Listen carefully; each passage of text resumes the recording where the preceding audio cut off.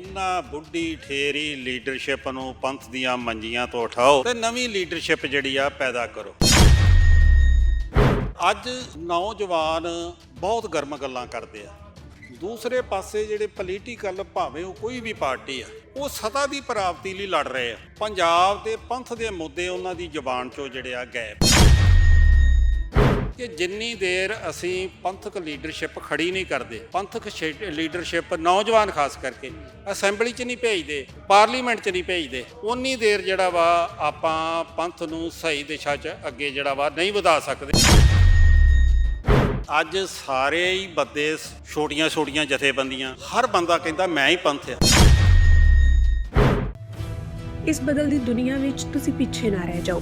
ਹਰ ਘਟਨਾ ਜੋ ਤੁਹਾਡੀ ਜ਼ਿੰਦਗੀ ਤੇ ਅਸਰ ਪਾ ਰਹੀ ਹੈ, ਅਸੀਂ ਉਸ ਬਾਰੇ ਦਵਾਂਗੇ ਤੁਹਾਨੂੰ ਸਟੀਕ ਤੇ ਸਹੀ ਜਾਣਕਾਰੀ।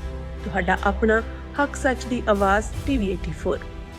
TV84 ਦੇ ਨਾਲ ਜੁੜਨ ਲਈ ਆਪਣਾ ਫੋਨ ਚੁੱਕੋ ਤੇ ਐਪ ਸਟੋਰ ਵਿੱਚ ਜਾ ਕੇ ਡਾਊਨਲੋਡ ਕਰੋ TV84 ਦੀ ਨਵੀਂ ਐਪ। ਇਸ ਐਪ ਤੇ ਤੁਸੀਂ ਦੇਖ ਸਕਦੇ ਹੋ 24 ਘੰਟੇ TV84 ਦਾ ਲਾਈਵ ਚੈਨਲ ਅਤੇ ਨਾਲ ਹੀ ਪੰਥ, ਪੰਜਾਬ ਅਤੇ ਦੁਨੀਆ ਭਰ ਦੀਆਂ ਅਹਿਮ ਖਬਰਾਂ। ਫਿਰ ਦੇਰ ਕਿਸ ਗੱਲ ਦੀ, ਹੁਣੇ ਡਾਊਨਲੋਡ ਕਰੋ TV84 ਦੀ ਨਵੀਂ ਐਪ।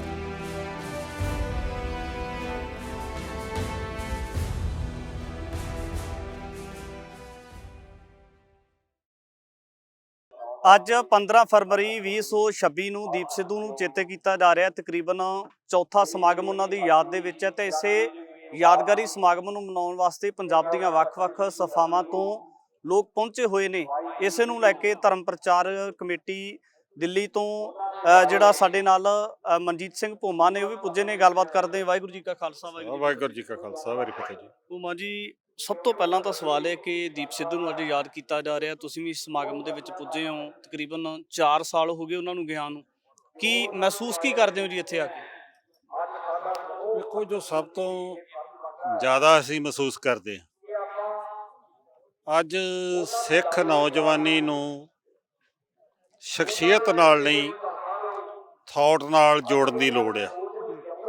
ਜਿਹੜਾ ਥਾਟ ਦੀਪ ਸਿੱਧੂ ਦੇ ਕੋਲ ਸੀ, ਉਹ ਥਾਟ ਹਰੇਕ ਸਿੱਖ ਨੌਜਵਾਨ ਨੂੰ ਆਪਣੇ ਅੰਦਰ ਜਿਹੜਾ ਵਾ ਪੈਦਾ ਕਰਨਾ ਚਾਹੀਦਾ। ਜਿਹੜੀ ਉਹਦੇ ਕੋਲ ਤਰਕ ਸੀ, ਦਲੀਲ ਸੀ, ਉਹ ਬਾਦਲੀਲ ਗੱਲ ਕਰਦਾ ਸੀ ਤੇ ਦੁਸ਼ਮਣਾਂ ਨੂੰ ਵੀ ਉਹ ਹਰਾ ਦਿੰਦਾ ਸੀ ਤਰਕ ਨਾਲ ਹੀ ਗੱਲ ਕਰਨ। ਦੇਖੋ, ਜਿਸ ਤਰ੍ਹਾਂ ਕਿਸਾਨੀ ਅੰਦੋਲਨ ਦੇ ਵਿੱਚ ਭਾਈ ਦੀਪ ਸਿੱਧੂ ਦਾ ਆਭਾਰ ਹੋਇਆ ਵਾ, ਉਹਦਾ ਮੈਂ ਇੱਕੋ ਹੀ ਕਾਰਨ ਸਮਝਦਾ ਵਾਂ ਕਿ ਭਾਈ ਦੀਪ ਸਿੱਧੂ ਦੇ ਕੋਲ ਇੱਕ ਬਹੁਤ ਵੱਡਾ ਥਾਟ ਸੀ, ਸਿਧਾਂਤ ਸੀ। ਉਹ ਸਿੱਖੀ ਪਰੰਪਰਾ ਨਾਲ, ਪੰਥ ਦੀਆਂ ਮਰਜ਼ਾਦਾਵਾਂ ਦੇ ਨਾਲ ਜਿਹੜਾ ਵਾ ਜੁੜਿਆ ਹੋਇਆ ਸੀ।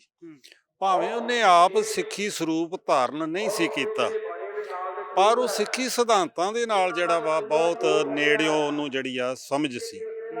ਤੇ ਸਿੱਖੀ ਸਰੂਪ 'ਚ ਵੀ ਹੁਣ ਉਹ ਬਹੁਤ ਨੇੜੇ ਆਨੰਦਪੁਰ ਸਾਹਿਬ ਦੇ ਆ ਚੁੱਕਾ ਸੀ ਤੇ ਥੋੜ੍ਹੀ ਦੇਰ ਬਾਅਦ ਹੀ ਉਹਨੇ ਖੰਡੇ ਬਾਟੇ ਦੀ ਜਿਹੜੀ ਆ ਪੌਲ ਆਨੰਦਪੁਰ ਸਾਹਿਬ ਤੋਂ ਛਕਣੀ ਸੀ। ਉਹ ਆਪਣੇ ਬਿਆਨਾਂ 'ਚ ਵੀ ਇਸ ਦਾ ਜ਼ਿਕਰ ਕਰਦਾ ਰਹਿੰਦਾ ਸੀ। ਉਸ ਤੋਂ ਅੱਗੇ ਗੱਲ ਇਹ ਆ ਵੀ ਜਿਵੇਂ ਆਨੰਦਪੁਰ ਸਾਹਿਬ ਦੇ ਮਤੇ ਦਾ ਅੱਜ ਆਭਾਰ ਕੀਤਾ ਜਾ ਰਿਹਾ ਵਾ, ਇਹ ਆਨੰਦਪੁਰ ਸਾਹਿਬ ਦਾ ਮਤਾ ਜਿਹੜਾ ਵਾ 1972-73 ਤੋਂ ਸ਼ੁਰੂ ਹੋਇਆ ਆਨੰਦਪੁਰ ਸਾਹਿਬ ਤੋਂ। ਫਿਰ 1978 'ਚ ਇਹਨੂੰ ਸੋਧਿਆ ਗਿਆ।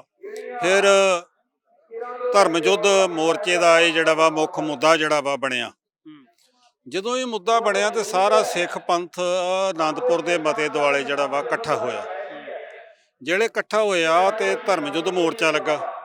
ਧਰਮ ਯੁੱਧ ਜਦੋਂ ਮੋਰਚਾ ਲੱਗਾ, ਸਾਰੀਆਂ ਜੇਲ੍ਹਾਂ ਭਰ ਗਈਆਂ। ਬਾਹਰ ਦਰਬਾਰਾ ਸਰਕਾਰ ਨੂੰ ਟੈਂਟ ਲਾਉਣੇ ਪਏ ਸੀ। ਸਾਰੀ ਕੌਮ ਤੇ ਜਿਹੜਾ ਆਵਾਮ, ਪੰਜਾਬ ਦਾ ਸਿੱਖ ਕੌਮ ਦਾ ਕੋਈ ਅਜਿਹਾ ਘਰ ਨਹੀਂ ਸੀ ਜਿਹਦੇ ਵਿੱਚੋਂ ਆਨੰਦਪੁਰ ਦੇ ਮਤੇ ਲਈ, ਧਰਮ ਯੁੱਧ ਮੋਰਚੇ ਲਈ ਕਿਸੇ ਨੇ ਗ੍ਰਿਫਤਾਰੀ ਜਿਹੜੀ ਆ ਨਾ ਦਿੱਤੀ ਹੋਵੇ। ਇਹ ਗੱਲ ਅੱਜ ਸਾਨੂੰ ਸਮਝਣ ਦੀ ਲੋੜ ਆ। ਜਿਵੇਂ ਭਾਈ ਦੀਪ ਸਿੱਧੂ ਇਹ ਗੱਲ ਕਹਿੰਦਾ ਸੀ, ਗੱਲ ਫਸਲਾਂ ਦੀ ਨਹੀਂ, ਗੱਲ ਨਸਲਾਂ ਦੀ ਹੈ। ਉਹ ਨਸਲਾਂ 'ਚ ਇਹੀ ਇੱਕ ਸਿੱਖ ਕੌਮ ਦਾ ਸਿਧਾਂਤ ਲੁਕਿਆ ਪਿਆ ਸੀ, ਆਨੰਦਪੁਰ ਦਾ ਮਤਾ ਲੁਕਿਆ ਪਿਆ ਸੀ। ਸਿੱਖ ਨੌਜਵਾਨਾਂ ਦੀਆਂ ਭਾਵਨਾਵਾਂ ਜਿਹੜੀਆਂ ਨੇ ਉਸ ਮਤੇ ਦੇ ਮਗਰ ਲੁਕੀਆਂ ਪਈਆਂ ਸੀ। ਵੇਖੋ, ਜਦੋਂ ਆਨੰਦਪੁਰ ਦੇ ਮਤੇ ਦਾ ਆਭਾਰ ਹੋਇਆ, ਧਰਮ ਯੁੱਧ ਮੋਰਚਾ ਲੱਗਾ ਤੇ ਬਾਹਰ ਦੀਆਂ ਜਿਹੜੀਆਂ ਪੰਜਾਬ ਤੋਂ ਬਾਹਰਲੀਆਂ ਸਟੇਟਾਂ ਸੀ, ਖਾਸ ਕਰਕੇ ਦੱਖਣ ਵੱਲ ਦੀਆਂ, ਉਹਨਾਂ ਵੀ ਵੱਧ ਅਧਿਕਾਰਾਂ ਦੀ ਜਿਹੜੀ ਆ ਮੰਗ ਕਰਨੀ ਸ਼ੁਰੂ ਕੀਤੀ ਸੀ। ਪੰਜਾਬ ਹਮੇਸ਼ਾ ਹੀ ਦੇਸ਼ ਦੀ ਅਗਵਾਈ ਕਰਦਾ ਰਿਹਾ ਵਾ, ਭਾਵੇਂ ਉਹ ਖੇਤੀਬਾੜੀ 'ਚ ਹੋਵੇ, ਭਾਵੇਂ ਸੂਬਿਆਂ ਨੂੰ ਵੱਧ ਅਧਿਕਾਰ ਦੇਣ ਦੀ ਗੱਲ ਹੋਵੇ, ਭਾਵੇਂ ਭਾਸ਼ਾ ਦੇ ਆਧਾਰ ਤੇ ਸੂਬੇ ਬਣਾਉਣ ਦੀ ਗੱਲ ਹੋਵੇ, ਪੰਜਾਬ ਹਮੇਸ਼ਾ ਹੀ ਸੰਘਰਸ਼ ਦੀ ਜਿਹੜੀ ਆ ਅਗਵਾਈ ਕਰਦਾ ਰਿਹਾ। ਇੱਕ ਹੋਰ ਸਵਾਲ ਇਹਦੇ ਨਾਲ ਜੁੜਦਾ ਹੋਇਆ ਕਿ ਹਾਲ ਦੇ ਵਿੱਚ ਵੀ ਜਿਸ ਤਰੀਕੇ ਦੇ ਨਾਲ ਪੰਜਾਬ ਦੀ ਜਿਹੜੀ ਲੀਡਰਸ਼ਿਪ ਹੈ ਪੋਲੀਟੀਕਲ ਤੌਰ ਤੇ ਵੈਕੂਅਮ ਆ, ਕੀ ਲੱਗਦਾ ਕਿ ਉਹਦੀ ਪੂਰਤੀ ਕਿਵੇਂ ਹੋਏਗੀ? ਬਹੁਤ ਸਾਰੇ ਅਜਿਹੇ ਨੌਜਵਾਨ ਅੱਜ ਉਹਨਾਂ ਨੂੰ ਚੇਤੇ ਕੀਤਾ ਜਾਂਦਾ ਹੈ, ਤਾਂ ਇੱਕ ਮੰਗ ਹੁੰਦੀ ਆ ਯੂਥ ਦੀ ਕਿ ਜਿੰਨਾ ਤੱਕ ਪੰਜਾਬ ਦੀ ਲੀਡਰਸ਼ਿਪ ਉੱਭਰ ਕੇ ਅੱਗੇ ਨਹੀਂ ਆਉਂਦੀ, ਪੰਜਾਬ ਦੇ ਪੰਥ ਦੇ ਮੁੱਦਿਆਂ ਦੀ ਗੱਲ ਨਹੀਂ ਕਰੇਗੀ, ਉਹਨਾਂ ਤੱਕ ਹੱਲ ਨਹੀਂ ਹੋਣਾ। ਕੀ ਜਾਪਦਾ ਇਹਦੇ ਵਿੱਚ? ਵੇਖੋ, ਇੱਕ ਗੱਲ ਬੜੀ ਸਪਸ਼ਟ ਆ, ਜਿਹੜੀ ਗੱਲ 20 ਸਤੰਬਰ 1983 ਨੂੰ ਸਰਦਾਰ ਭਰਪੂਰ ਸਿੰਘ ਬਲਵੀਰ ਨੇ ਫੈਡਰੇਸ਼ਨ ਦੇ ਜਨਰਲ ਇਜਲਾਸ 'ਚ ਇੱਕ ਗੱਲ ਕਹੀ ਸੀ, ਉਦੋਂ ਸਾਰੀ ਹੀ ਅਕਾਲੀ ਲੀਡਰਸ਼ਿਪ ਮੰਜੀ ਸਾਹਿਬ ਵਾਲ ਸਟੇਜ ਤੇ ਬੈਠੀ ਸੀ, ਤੇ ਉਹ 20 ਸਤੰਬਰ 1983 ਦਾ ਦਿਨ ਸੀ ਜਦੋਂ ਫੈਡਰੇਸ਼ਨ ਦਾ ਜਨਰਲ ਇਜਲਾਸ ਹੋਇਆ।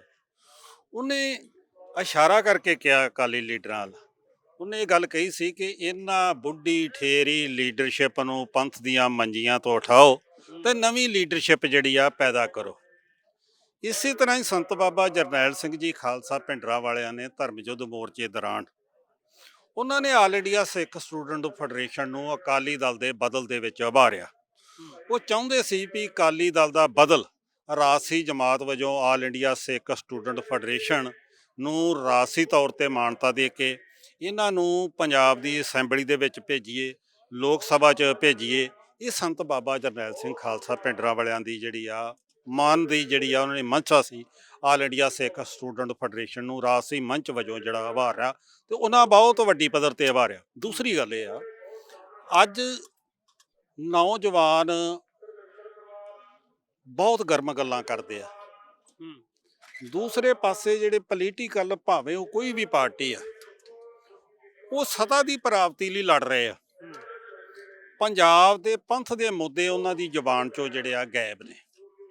ਮੈਂ ਜੋ ਕਹਿਣੀ ਚਾਹੁੰਦਾ ਗੱਲ, ਜੋ ਤੁਸੀਂ ਕਿਹਾ ਵੀ ਪੰਥਕ ਲੀਡਰਸ਼ਿਪ 'ਚ ਖਲਾਅ ਵਾ, ਇਹ ਖਲਾਅ ਤਾਂ ਭਰਿਆ ਜਾ ਸਕਦਾ ਵਾ ਜੇ ਸਾਡੀ ਸਿੱਖ ਨੌਜਵਾਨੀ ਜਿਹੜੀ ਚਾਹੁੰਦੀ ਆ ਕੁਛ ਪੰਥ ਦਾ ਬਣੇ, ਪੰਜਾਬ ਦਾ ਬਣੇ, ਪੰਜਾਬ ਦਾ ਭਲਾ ਹੋਵੇ, ਪੰਜਾਬ ਖੁਸ਼ਹਾਲ ਹੋਵੇ, ਪੰਥ ਖੁਸ਼ਹਾਲ ਹੋਵੇ। ਉਸ ਵਾਸਤੇ ਇਹਨਾਂ ਨੂੰ ਸਭ ਤੋਂ ਪਹਿਲਾਂ ਆਪਾਂ ਨੂੰ ਗੁਰੂ ਗ੍ਰੰਥ ਸਾਹਿਬ ਦੀ ਵਿਚਾਰਧਾਰਾ ਨਾਲ ਜੁੜਨਾ ਚਾਹੀਦਾ। ਵੇਖੋ, ਪੁਲਿਸ ਵੀ ਜੇ ਇੱਕ ਕਾਂਸਟੇਬਲ ਪੈਦਾ ਕਰਦੀ ਆ ਜਾਂ ਭਰਤੀ ਕਰਦੀ ਆ, ਉਹਨੂੰ 1 ਸਾਲ ਦੀ ਟ੍ਰੇਨਿੰਗ ਦਿੰਦੀ ਆ। ਦੂਸਰੇ ਨੰਬਰ ਤੇ ਜੇ ਉਹਨੇ ਕਿਸੇ ਨੇ ਅਫਸਰ ਕਰਨਾ ਤੇ ਉਹਨੂੰ ਫਲੋਰ ਟੈਸਟ ਪਾਸ ਕਰਨਾ ਪੈਂਦਾ। ਅੱਜ ਸਾਡੇ ਸਿੱਖ ਨੌਜਵਾਨ ਜਿਹੜਾ ਸਿੱਖੀ ਦੇ ਮੈਦਾਨ 'ਚ ਆ ਰਹੇ ਆ, ਸਿੱਖੀ ਦੇ ਘਰ 'ਚ ਆ ਰਹੇ ਆ, ਉਹ ਚਾਹੁੰਦੇ ਆ ਪੰਥ ਦੀ ਸੇਵਾ ਕਰੀਏ। ਮੈਂ ਉਹਨਾਂ ਨੂੰ ਇਹ ਸੁਨੇਹਾ ਦੇਣਾ ਚਾਹੁੰਦਾ ਕਿ ਤੁਸੀਂ ਪਹਿਲੀ ਤਾਂ ਗੱਲ ਆ ਵੀ ਗੁਰੂ ਗ੍ਰੰਥ ਸਾਹਿਬ ਦੀ ਸੰਥਿਆ ਕਰੋ, ਨਿਤਨੇਮ ਦੀ ਜਿਹੜੀ ਆ ਸੰਥਿਆ ਕਰੋ, ਗੁਰ ਇਤਿਹਾਸ ਪੂਰਾ ਪੜ੍ਹੋ, ਸਿੱਖ ਇਤਿਹਾਸ ਪੂਰਾ ਪੜ੍ਹੋ। ਨਾਲ ਆ ਵੀ ਜਿਵੇਂ ਆਲ ਇੰਡੀਆ ਸਿੱਖ ਸਟੂਡੈਂਟ ਫੈਡਰੇਸ਼ਨ ਦਾ ਆਭਾਰ ਦੀ ਜਿਹੜੀ ਗੱਲ ਆ, ਆਲ ਇੰਡੀਆ ਸਿੱਖ ਸਟੂਡੈਂਟ ਫੈਡਰੇਸ਼ਨ ਸਾਲ ਦੇ ਵਿੱਚ 2-3 ਫੈਡਰੇਸ਼ਨ ਵੱਲੋਂ ਗੁਰਮਤਿ ਟ੍ਰੇਨਿੰਗ ਕੈਂਪ ਲਾਉਂਦੀ ਹੁੰਦੀ ਸੀ, ਭਾਵੇਂ ਉਹ ਪੰਜਾਬ ਹੋਵੇ, ਅਨੰਦਪੁਰ ਸਾਹਿਬ ਹੋਵੇ, ਜੰਮੂ ਕਸ਼ਮੀਰ ਹੋਵੇ, ਭੋਪਾਲ ਹੋਵੇ, ਦਿੱਲੀ ਹੋਵੇ, ਬੰਬੇ ਹੋਵੇ, ਕਲਕੱਤੇ ਹੋਵੇ। ਆਲ ਇੰਡੀਆ ਸਿੱਖ ਸਟੂਡੈਂਟ ਫੈਡਰੇਸ਼ਨ ਦੇ ਜਿਹੜੇ ਆ ਗੁਰਮਤਿ ਟ੍ਰੇਨਿੰਗ ਕੈਂਪ ਲੱਗਦੇ ਸੀ। ਉਹਦੇ ਵਿੱਚ ਆਣ ਕੇ ਜਿਹੜੇ ਸਾਡੇ ਫੌਜ ਦੇ ਸਾਬਕਾ ਜਰਨੈਲ ਹੁੰਦੇ ਸੀ, ਸਿੱਖ ਬੁੱਧੀਜੀਵੀ ਹੁੰਦੇ ਸੀ, ਡਾਕਟਰ, ਪ੍ਰੋਫੈਸਰ, ਹੋਰ ਵੀ ਸਾਡੇ ਆਰਥਿਕ ਮਾਹਰ ਜਿਹੜੇ ਹੁੰਦੇ ਸੀ, ਉਹ ਆਣ ਕੇ ਉਹਨਾਂ ਦੇ ਵਿੱਚ ਜਿਹੜਾ ਸਿੱਖ ਨੌਜਵਾਨ ਵਿਦਿਆਰਥੀ ਹੁੰਦੇ ਸੀ, ਉਹਨਾਂ ਨੂੰ ਗੁਰਮਤਿ ਦੇ ਨਾਲ ਲੈਸ ਕਰਦੇ ਸੀ। ਉਹਨਾਂ ਨੂੰ ਹਰ ਪੱਖ ਤੋਂ ਜਿਹੜਾ ਵਾ ਉਹ ਚਾਨਣਾ ਪਾਉਂਦੇ ਸੀ ਕਿ ਆਪਾਂ ਇਸ ਤਰ੍ਹਾਂ ਚੱਲਣਾ, ਆਪਾਂ ਇਸ ਤਰ੍ਹਾਂ ਚੱਲਣਾ, ਆਪਾਂ ਨੂੰ ਆਹ ਖਤਰਾ, ਆਪਾਂ ਨੂੰ ਆਹ ਖਤਰਾ, ਆਪਾਂ ਇਹ ਖਤਰਿਆਂ ਤੋਂ ਬਚ ਕੇ ਜਿਹੜਾ ਵਾ ਅੱਗੇ ਵਧਣਾ ਵਾ। ਅੱਜ ਸਾਨੂੰ ਗੁਰੂ ਸਾਹਿਬ ਦੀ ਜਿਹੜੀ ਆ ਨਾ ਮੇਰੀ ਪੀਰੀ ਦੇ ਸਿਧਾਂਤ ਨੂੰ ਸਮਝਣ ਦੀ ਲੋੜ ਹੈ। ਕਦੇ ਸਾਨੂੰ ਜਿਹੜਾ ਵਾ 2 ਕਦਮ ਗਾਂਹ ਵੀ ਹੋਣਾ ਪੈਂਦਾ ਤੇ ਕਦੇ 2 ਕਦਮ ਆਪਾਂ ਨੂੰ ਪਿਛਾਂਹ ਵੀ ਹੋਣਾ ਪੈਂਦਾ ਵਾ। ਇਹ ਯੁੱਧ ਦੀ ਇੱਕ ਰਣਨੀਤੀ ਹੁੰਦੀ ਹੈ। ਸੋ ਜਿਸ ਤਰ੍ਹਾਂ ਮੈਂ ਤੇ ਇਹ ਜੀ ਗੱਲ ਕਰੂੰਗਾ, ਮੈਨੂੰ ਬੜੀ ਸੋਹਣੀ ਗੱਲ ਲੱਗੀ ਹੈ ਜਿਵੇਂ ਸਟੇਜ ਤੇ ਰਾਗੀ ਢਾਡੀ ਸਿੰਘ ਆਨੰਦਪੁਰ ਸਾਹਿਬ ਦੇ ਮਤੇ ਦੀਆਂ ਵਾਰਾਂ ਜਿਹੜੀਆਂ ਨੇ ਗਾ ਰਹੇ ਸੀ ਵੀ ਆਨੰਦਪੁਰ ਮਤੇ ਦੀ ਗੋਲ ਮੰਨ ਕੇ, ਉਹਨੂੰ ਮੁੱਖ ਮੁੱਦਾ ਮੰਨ ਕੇ ਤੇ ਸਾਰੇ ਪੰਥ ਨੂੰ ਆਨੰਦਪੁਰ ਸਾਹਿਬ ਦੀ ਸੰਘਰਸ਼ ਕਰਨਾ ਚਾਹੀਦਾ, ਵੱਧ ਅਧਿਕਾਰਾਂ ਲਈ ਸੰਘਰਸ਼ ਕਰਨਾ ਚਾਹੀਦਾ। ਪਰ ਇਹ ਤਾਂ ਹੀ ਹੋ ਸਕਦਾ, ਪਹਿਲਾਂ ਆਪਾਂ ਸਿੱਖੀ ਨਾਲ ਜੁੜਾਂਗੇ, ਗੁਰੂ ਨਾਲ ਜੁੜਾਂਗੇ।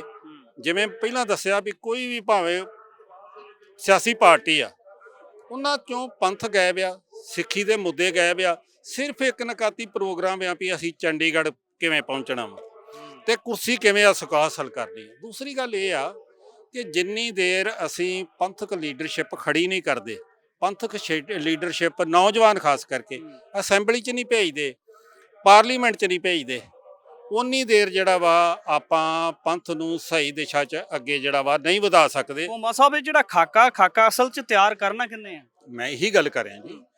ਵੇਖੋ ਇਸ ਵੇਲੇ ਜਿਹੜੀ ਉਹਨਾਂ ਨੇ ਕਿਹਾ ਨਾ ਦੀਪ ਸਿੱਧੂ ਨੇ ਵੀ ਆਪਾਂ ਯਾਰ ਯਰਦੇ ਨਹੀਂ ਆ ਇੱਕ ਦੂਸਰੇ ਨੂੰ, ਆਪਾਂ ਨੂੰ ਯਰਨ ਦੀ ਲੋੜ ਆ।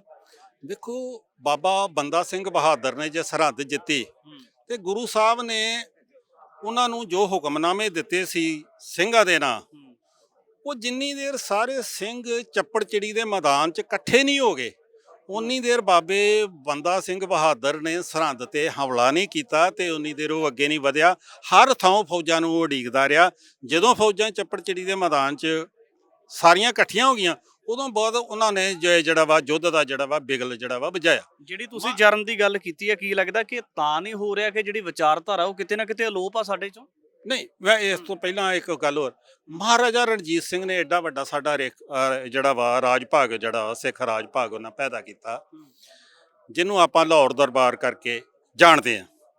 ਉਹਨਾਂ ਨੇ ਵੀ 12 ਮਿਸਲਾਂ ਨੂੰ ਇਕੱਠਿਆਂ ਕਰਕੇ ਫੇਰ ਜਿਹੜਾ ਵਾ ਲਾਹੌਰ ਜਿੱਤਿਆ ਸੀ ਤੇ ਫਿਰ ਸਾਡਾ ਸਿੱਖ ਰਾਜ ਜਿਹੜਾ ਵਾ ਕਾਇਮ ਹੋਇਆ ਸੀ। ਸੋ ਮੇਰੀ ਬੇਨਤੀ ਇਹ ਆ ਕਿ ਅੱਜ ਸਾਰੇ ਹੀ ਬੰਦੇ, ਛੋਟੀਆਂ ਜਥੇਬੰਦੀਆਂ, ਹਰ ਬੰਦਾ ਕਹਿੰਦਾ ਮੈਂ ਹੀ ਪੰਥ ਆ। ਜਦੋਂ ਕੋਈ ਉਹ ਪੰਥ ਨਹੀਂ ਹੈਗੇ, ਪੰਥ ਤਾਂ ਹੀ ਹੋਵਾਂਗੇ ਸਾਰਿਆਂ 12 ਮਿਸਲਾਂ ਵਾਂਗੂ ਸਾਰਿਆਂ ਨੂੰ ਇਕੱਠਿਆਂ ਕਰਾਂਗੇ, ਫਿਰ ਉਹ ਪੰਥ ਬਣਨਾ ਤੇ ਫਿਰ ਆਪਾਂ ਅੱਗੇ ਵੱਧ ਸਕਦੇ ਹਾਂ, ਫਿਰ ਕੋਈ ਅਸੀਂ ਜਿੱਤ ਪ੍ਰਾਪਤ ਜਿਹੜੀ ਆ ਕਰ ਸਕਦੇ ਹਾਂ। ਸਾਰੇ ਸਵਾਲਾਂ ਨੂੰ ਲੈ ਕੇ ਗੱਲਬਾਤ ਕੀਤੀ, ਅੱਗੇ ਵੀ ਗੱਲਬਾਤ ਲੈ ਕੇ ਹਾਜ਼ਰ ਹੋਵਾਂਗੇ। ਧੰਨਵਾਦ।